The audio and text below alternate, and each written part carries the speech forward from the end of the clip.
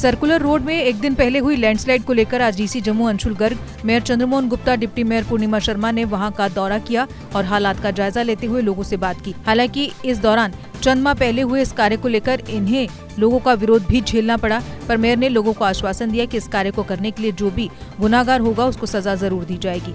इसके लिए डीसी जम्मू को कहा गया है कि वो मामले की तकनीकी विभाग से जाँच करवाए।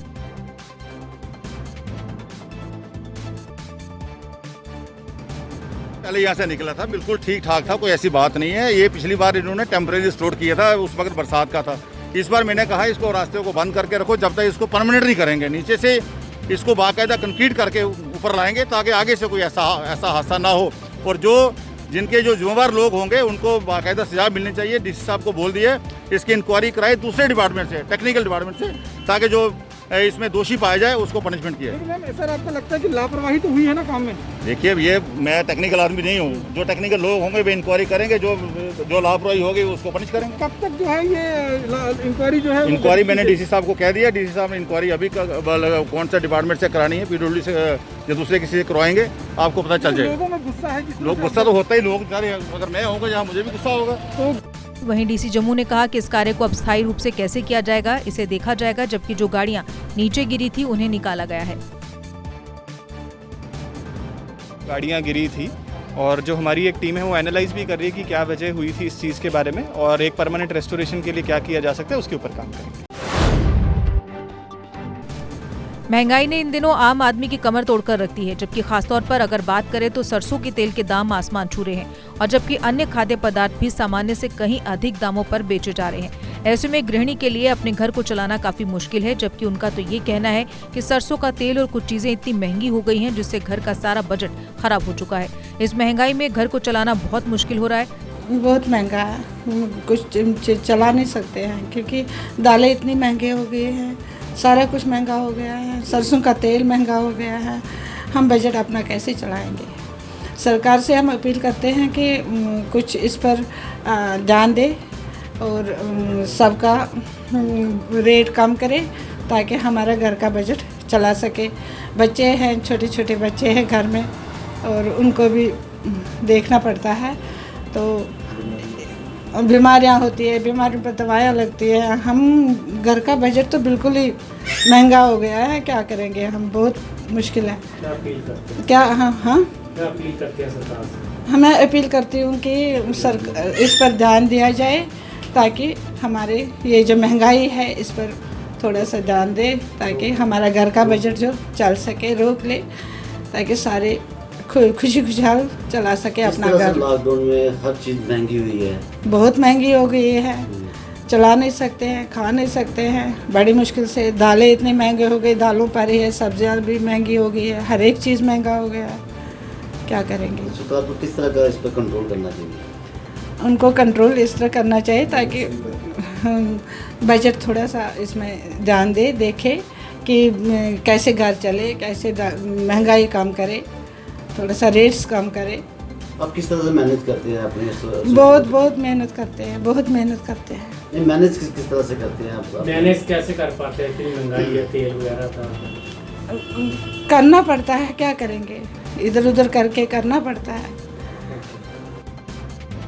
वहीं जब इस बारे में वेयरहाउस ट्रेडर्स एसोसिएशन के प्रधान दीपक गुप्ता से इस बारे में बात की गई तो उन्होंने तेल की महंगाई को लेकर कहा कि पिछले साल लॉकडाउन की वजह से लेबर नहीं थी, जिस कारण से सरसों की फसल नहीं हो पाई। ऐसे में सरसों की कमी हुई और उसी कारण से लोगों को सरसों के तेल में हुई महंगाई से राहत नहीं मिल पा रही। मैं समझता हूँ आगे हमारे को महंगी परचेज आ रही है तो हम आगे जो लोगों को महंगा दे रहे हैं, और उसके कारण जो है रिफाइंड ऑयल भी हमने देखा है वो भी महंगा हुआ है, क्योंकि पीछे से जो हमारा सोयाबीन ऑयल आता था पीछे से वो आना बंद हो गया फ़ौरन से। इसके कारण दो आइटमों में ज़रूर मैं समझता हूँ महंगाई आई है, मस्टर्ड ऑयल और रिफाइंड में। लेकिन अगर आप ओवरऑल की बात करें और दालों में तो मैं समझता हूँ जब कोविड-19 से पहले तो उससे कम हुए हैं रेट दालों के, और चीनी का भी जो रेट है स्टेबल है, कब से वही 37 और 38 के बीच चल रहा है। और जो पोटैटो और ओनियन की बात करूं वो भी रेट बड़े कम है इस समय। ओवरऑल जो मैं कहूँ कि मार्केट जो स्टेबल है, और हाँ मस्टर्ड ऑयल और रिफाइन की जो है लोगों को ज़रूर महंगा मिल रहा है।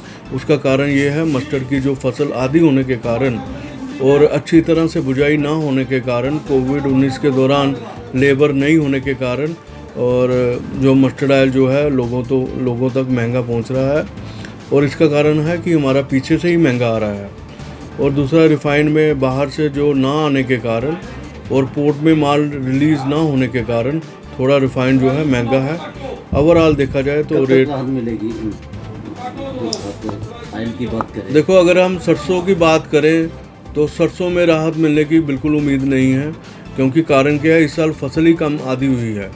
हाँ, रिफाइंड ऑयल में हमें ज़रूर राहत मिल सकती है अगर बाहर से जो हमारे रॉ मटेरियल आते हैं वो अगर आना शुरू हो जाए तो उसके रेट जो है कम हो सकते हैं। अब जैसे मैं एक उदाहरण देना चाहता हूँ काले चना की और दाल चना की। दाल चना जो है 10 रुपये किलो महंगी हो गई थी, लेकिन अब दोबारा जो है दाल चना सस्ती हो गई है, पिछले रेट से भी कम हो गई है।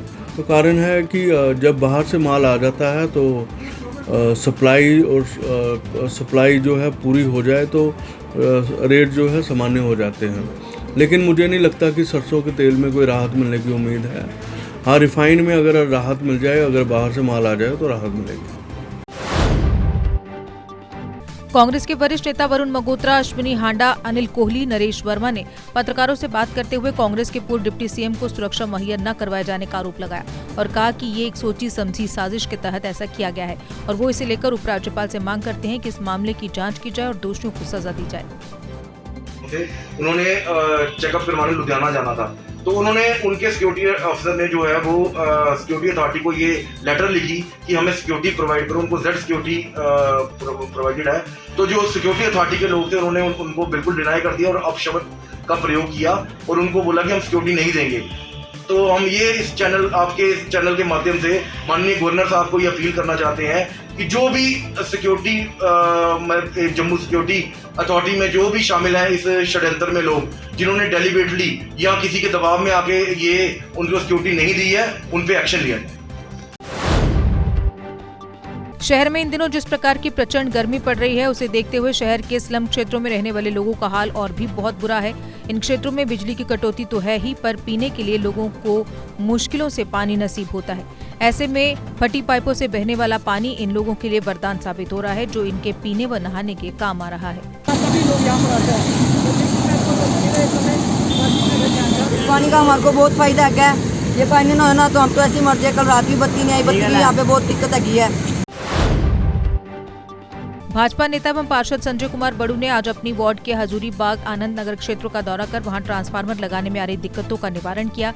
इस मौके पर उन्होंने बताया कि सारे क्षेत्र में पुरानी तारें बदलने और बिजली के खंभे लगाने के साथ साथ 10 नए ट्रांसफार्मर लगाए जा रहे हैं, जिससे आने वाले कई सालों तक बिजली की समस्या हल हो जाएगी। इस मौके पर बिजली विभाग के कर्मचारी भी उनके समक्ष थे। हमारी वार्ड नंबर 41 में बिजली को लेकर, चाहे हजूरी बाग का क्षेत्र हो, आनंद नगर, सूर्य विहार, पाटा चुंगी, इस सारे क्षेत्र में जो है काफ़ी जो है पुरानी तारें लगी हुई हैं और बहुत सारे ट्रांसफार्मर जो थे ओवरलोड थे। हमने काफ़ी प्रयास के बाद यहाँ पे 10 नए ट्रांसफार्मर सैंक्शन करवाए हैं और पुरानी तारों की रिप्लेसमेंट और नए पोल लगाने का कार्य जो है पिछले 15 दिन से यहाँ चल रहा है। कुछ जगह पर यहाँ पे डिस्प्यूट आ रहे थे जहाँ पे ट्रांसफार्मर इंस्टॉल करने थे। आज हमने इस क्षेत्र का प्रवास करके वो सारे जो मसले थे वो सुलझाए हैं। आर्थिक कारणों के चलते बंद हुई जेके सीमेंट में काम करने वाले कंसोलिडेटेड कर्मचारियों ने आज उनकी एडजस्टमेंट न करने को लेकर उद्योग भवन के बाहर प्रदर्शन किया। उन्होंने कहा कि सरकार ने 524 कर्मचारियों को एडजस्ट कर दिया, लेकिन 30 कर्मचारियों को एडजस्टमेंट करने का मात्र आश्वासन देकर छोड़ दिया गया। उन्होंने कहा कि उनके परिवार का भरण पोषण करना मुश्किल हो रहा है, ऐसे में उनकी एडजस्टमेंट जल्द से जल्द की जाए। 12 दिन से यहाँ पे प्रोटेस्ट कर रहे हैं जम्मू के अंदर अपने ऑफिस, जो इनका मैनेजिंग डायरेक्टर ऑफिस, उसके बाद अभी तक किसी भी विभाग ने इनकी खबर नहीं ली। आप जानते हैं कि मेरा नाम तनवीर हुसैन, मैं Jammu Kashmir casual labour fund को पिछले 4-5 से रिप्रेजेंट कर रहा हूं और इनके प्रेसिडेंट से मेरी एक हफ्ते से बात होती रही थी। इस कोविड हालात में भी ये अपने आप को भी जो है ख़तरे में इन्हें डाला हुआ, अपनी फैमिली को भी, क्योंकि 48 महीने से सैलरी नहीं मिली है, 28 महीने से सैलरी नहीं मिली है और जिस घर में आज कोविड-19 चलते भी इसको सैलरी नहीं है, वो अपने घर को कैसे चलाएगा, ये डिपार्टमेंट नहीं देख रहा है। डिपार्टमेंट का ये तर्क है कि जेके सीमेंट की जो फैक्ट्री है जो वो घाटे में आई है, इसलिए जो इन वर्कर्स को जो हमने बाहर का रास्ता दिखाया है। ठीक है, अगर जेके सीमेंट फैक्ट्री आपकी घाटे में है, आपने सिर्फ पिक एंड चूज़ क्यों किया? आपने उन 30 वर्कर्स को उठा दिया और बाकी 524 को आप एडजस्ट किया। हम उसके खिलाफ नहीं है, आपने 524 को एडजस्ट किया, अच्छी बात है।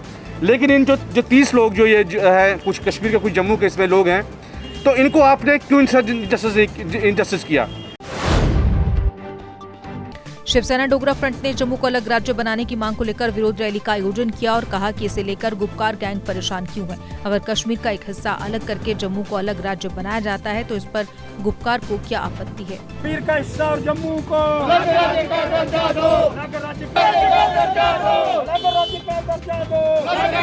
कश्मीर का हिस्सा और जम्मू पूरा अलग राज्य का दर्जा बनना चाहिए।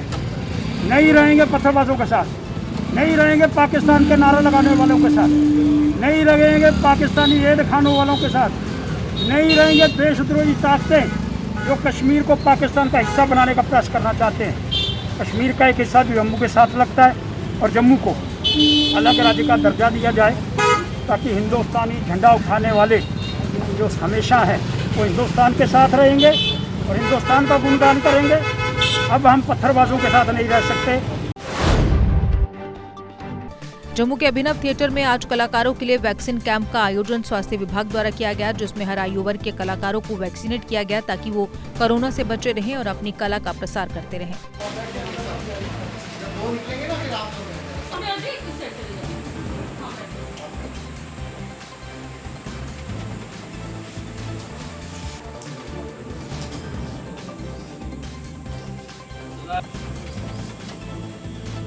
और आज मैं कल्चर एकेडमी में हूँ, वहाँ पे वैक्सीन लगाई जा रही है। तो मेरी जो फर्स्ट डोज है वो कंप्लीट हो चुकी है और मैं काफ़ी खुश हूँ क्योंकि मैं काफ़ी दिन से ट्राई कर रहा था, मुझे स्लॉट नहीं मिल रहा था। तो मैं academy of horticulture and language का बड़ा शुक्रिया करता हूँ कि उन्होंने आज ये इतना अच्छा इनिशिएटिव लिया कि आर्टिस्टों के लिए उन्होंने एक सिस्टम प्रोवाइड किया यहाँ पे अलग से। तो मैं शुक्रिया करना चाहता हूँ। मैं सबसे एक चीज़ और कहना चाहूँगा कि जिन लोगों ने ये वैक्सीन नहीं लगवाई है, मेरी उनसे रिक्वेस्ट है वैक्सीन ज़रूर लगवाएं क्योंकि वैक्सीन लगाने से आप लोगों की जो इम्यूनिटी है वो स्ट्रांग होगी इससे। क्योंकि मैंने सुना है कि कुछ एक दो दोस्त हैं, मेरे फ्रेंड हैं, जिन्होंने वैक्सीन लगाई थी, जिनको कोविड हुआ था लेकिन वो कोविड से बाहर आ गए थे। तो मेरी आपसे रिक्वेस्ट है कि कोविड से बचने के लिए आप लोग वैक्सीन ज़रूर लगाएँ। Thank you very much. हमारे जम्मू एडमिनिस्ट्रेशन ने एक बहुत अच्छा डिसीजन लिया है कि उन्होंने यहाँ पर हमारा स्पेशली एक कैंप लगाया आर्टिस्ट कम्युनिटी के लिए। हम उनके बहुत शुक्रगुजार हैं कि उन्होंने आर्टिस्टों के बारे में सोचा, क्योंकि आर्टिस्ट ऐसा तबका है हमारा जिसके बारे में हमारे रियासत में कम ही सोचा जाता है। लेकिन ये बहुत अच्छा हुआ कि सारे आर्टिस्ट आज यहाँ आए हुए हैं और वैक्सीनेशन चल रही है उनकी। हम पूरी एडमिनिस्ट्रेशन का और सरकार का बहुत बहुत धन्यवाद करते हैं कि उन्होंने इस तरह का यहाँ कैंप आयोजन किया। जीके अपडेट रहे हमारे साथ। अगर आप ये वीडियो YouTube पर देख रहे हैं तो हमारे YouTube चैनल को सब्सक्राइब करें और बेल आइकन को क्लिक करें।